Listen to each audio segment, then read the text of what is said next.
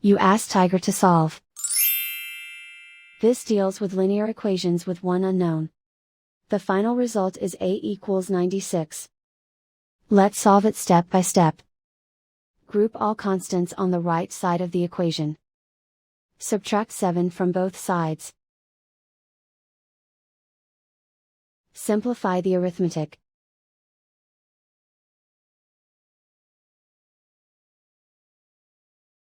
Isolate the A. Multiply both sides by inverse fraction 4/3.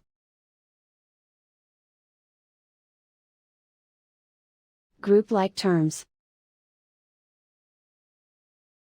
Multiply the coefficients.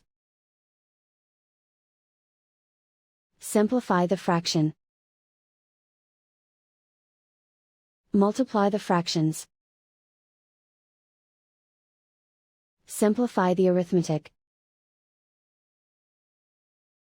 And so the final result is A equals 96.